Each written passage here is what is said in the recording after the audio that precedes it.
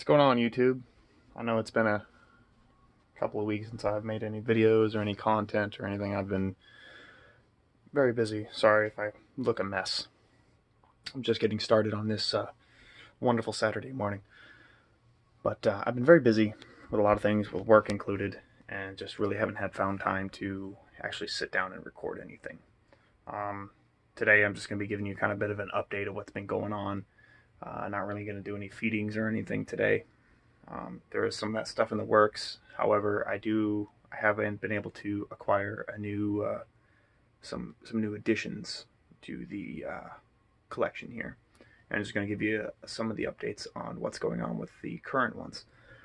So we're just going to go ahead and get right into it. Basically, while you guys are gone, I did have a couple of molts. This one is from my beautiful Zephora down here. She had finally decided to molt. So, and there she is, right there, in her lovely little web cocoon that she has built conveniently right on my door, so I can't open it up.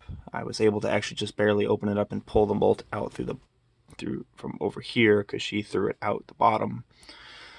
So I was able to retrieve that. And another one has molted. It was my Brachypelma bohemi, or Bomai, however you pronounce that, and it has since molted. So, and I believe I have another couple in pre-molt. I believe my my Carabana versicolor is in pre-molt because she has been refusing food the past couple of days. So, pretty good idea that she's probably in pre-molt, as well as my Grammostola pulchripes has also been refusing food and has been laying down quite a bit of webbing. I'm looking at getting her something a little bit more aesthetically pleasing, and to give her a little bit more space to roam around and dig and so forth.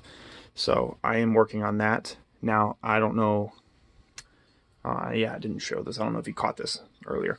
The bearded dragon has been sold. So he has moved on to a new home. So now I have all this space to do something with. And what I'm going to be doing with this space is I'm probably going to set up at least one, if not two, communal enclosures here.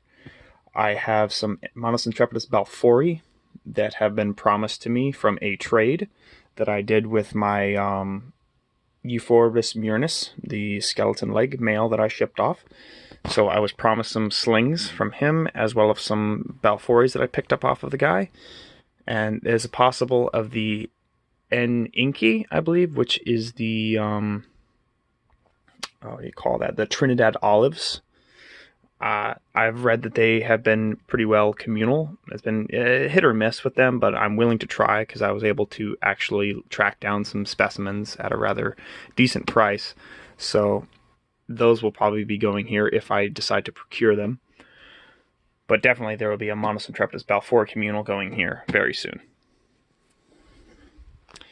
As well as I did finally pick up another green bottle blue, Chromatopelma cyanopubescens, which is right there. There's the little guy, or girl, hopefully girl, and right there. Been doing very well with the webbing. I'm going to give you an update on my beautiful Hapalopus species Columbia. This is the large species of this genus. So she is right down in there.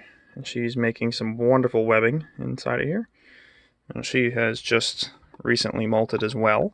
So she's definitely putting on some size. She's growing. Everything's looking wonderful. So that's always good. I have some other ones. I'm in the middle of doing some tank maintenance and a few other things at the moment. Worm colony is growing substantially. So that's working out now. So hopefully, we actually have some other beetles in the mix as well, which are in here. You can see a pupa right there doing some, there's some pupas. So I do have some other beetles on the way to keep growing my colony. And in here, this is something interesting that happened not too long ago. I doubt the camera's picking them up, but there are a bunch of little teeny tiny pinhead crickets in here, and I just decided to kind of just dump them in there because it's what I had. They had, for whatever reason, infested my C. libidums, my cobalt blues enclosure. Not exactly sure where they came from, but they just decided to set up shop in there, and I was like, no. So I ended up changing out her substrate immediately as soon as I had noticed it. At first, it kind of scared me because at first I thought they were mites, but they weren't mites. They were little itty bitty teeny tiny crickets. And she was really stressed out. So I pulled her out and redid her home. For whatever reason, she has decided to not take the burrow and is building an actual web castle in the back there. So not exactly sure why. If anyone has any comments as to why my cobalt blue is doing this, I would be greatly appreciated. Because I read that they were burrowing a fossorial species, but this one, for whatever reason, is not taking to the burrow that I pre-constructed for her. So I'm not exactly sure why. But she is out and about, and she does actually go down in the burrow, but she doesn't stay in there. She comes back out up top and actually sits in this little web castle that she's built over in the corner back here. There's my Honduran curly hair. She's doing very well. So, I mean, everyone's doing really good, on the exception of my HMAC, which I was actually able to see last night, so it is still alive and is not a cup of dirt, as I was fearing. They are very elusive, so they don't really come out very much. And as a sling, I'm hoping it's just in pre-molt because it hasn't been eating, and it isn't really very active. Which is, the active part doesn't worry me, but the fact that it's not eating and not really growing does worry me. So it may or may not make it. Along with, I had an OBT that when I had received it had lost some legs. I mean, it's still alive. It's still right there. It is a bit of a runt and hasn't really molted. It did molt with the others, but I don't know if this one's going to make it because, I mean, compare it to the other OBT enclosures and you see a significant more amount of web and, activity as opposed to this one, which is hardly webbed at all. And it doesn't really seem very active and is kind of halfway refusing to eat, so I'm not really sure why that's happening. So just kind of try to nurse that there, and hopefully it'll pull through. Another very interesting thing had happened. I don't remember if I updated you guys or not, but Tim, my dune scorpion that lives right down in here, is actually a female and not a male. And how do I know this? I will show you. There's one of the young right there that didn't quite make it for whatever reason. I'm not exactly sure why. Like I said, the dune scorpions, I didn't know that she was gravid. I thought she was just, or he was just fat, so I wasn't feeding, and I feel really bad about that now going into it. But this is the only one that had actually made it. And you can see the little tail right there. And that is the only one that has made it. Now, it is not eating, but it seems very active and very healthy. So I'm going to try and get some flightless fruit flies. I did try to throw in one of those little pinhead crickets that I had and just kind of let it run around in there, but it was kind of pre-killed. And I put it in there, but it was still alive, so the antenna and stuff were still moving. It didn't eat it. So I'm going to try with flightless fruit flies and see if it'll eat those. If I can get it to eat, there's a good possibility that I may be able to pull it through. But we're going to go back over here. And another scorpion that I was able to procure, which is hiding in the back there, is a desert hairy female, which is also very fat. So I'm thinking, hopefully, she's gravid. And maybe in a couple of months, I will have some young from her. That would be magnificent. Now, there's another thing I want to show you guys is, I don't know if you're familiar with scorpions, but due to the phosphorus or something in their exoskeletons, they actually react to UV light. So I was able to procure this here flashlight, which is a blacklight UV, and the results were quite astounding. I thought it was just kind of maybe camera trickery or something, but I'm going to go ahead and kill this light here.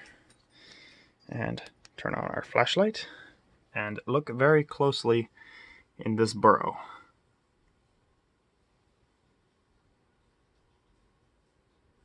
That is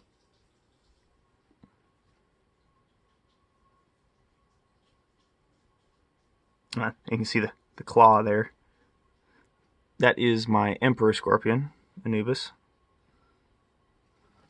And we'll come down here to Titan, which is actually out to where we can kind of see him. But of course the flash is getting in the way. There we go. It's so cool. And we'll go to the little one. Now I've read that it's not very good to expose them to this a whole lot. Nobody really knows if it is or not, but I'll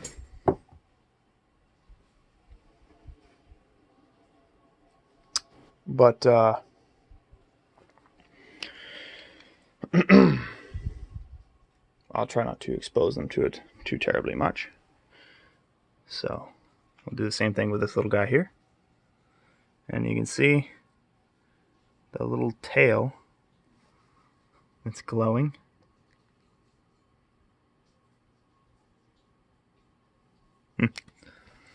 He doesn't really come out very much and just kind of stays hidden. Oh, there he goes. There we go. Look at that. Oh, no, don't run away. But yeah. So I look forward to giving this a nice field test. And because I live right out by the woods and whatnot, so I will be taking this out into the woods, and I may make a video out of it. I may try. And I will see if I can find, because I live in Florida, and we have some little bark scorpions and stuff that live out this way, and I've seen them personally.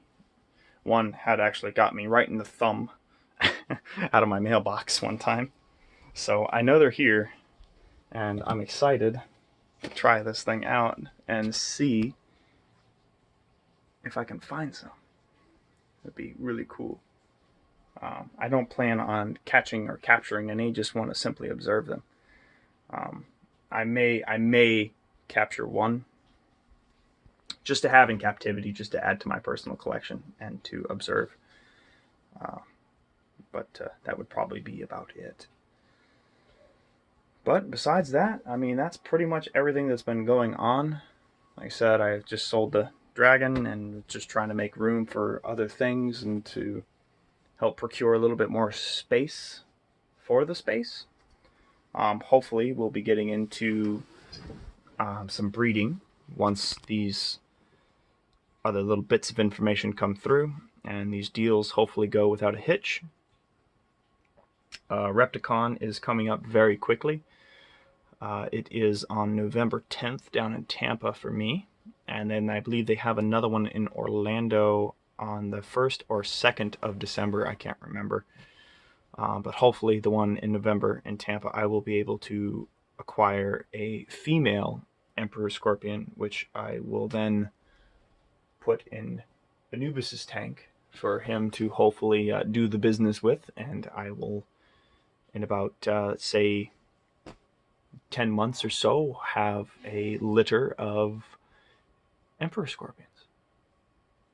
And I may sell them. I may actually just kind of let it go and see. I'll pull all the young out and set them up in their own enclosure and maybe go from there. Because I know Emperor Scorpions are a little different than most. They can actually live communally. You just have to make sure that they're well fed. They're not as aggressive towards each other as most other species of scorpions are. The bark scorpions, again, I believe is an exception to this. I do believe the bark scorpions can be kept communally as well. So, those are some of the things we're looking at, hopefully. And if I am able to procure other specimens, then I will update you guys further. But I think we're going to go ahead and close this video here. As always, like, comment, subscribe on any of my videos. You can follow me on Facebook, Twitter, and Instagram. If you like what you see here, more than likely you're going to like what you see there. Also, I'm going to think of a name. I may branch off this channel and try to think of a name for it to make it just for emperor, for like scorpions and tarantulas and so forth, just like Petco did with the Dark Den, and let's see, there's an Exotics Lair did with his. So yeah, of course, again, a huge shout out to those two, because without them I probably never would have gotten into this hobby and would not have had this much enjoyment. So if you do like videos and so forth of tarantulas and other very interesting arachnids and invertebrates, you should definitely go check out their channels. Again, that was the Dark Den and Exotics Lair. A lot of really cool videos and a lot of really nice, actually nice videos and information and so forth on different species and things. But we're going to go ahead and end this video here, and we'll catch you guys on the next one. Later.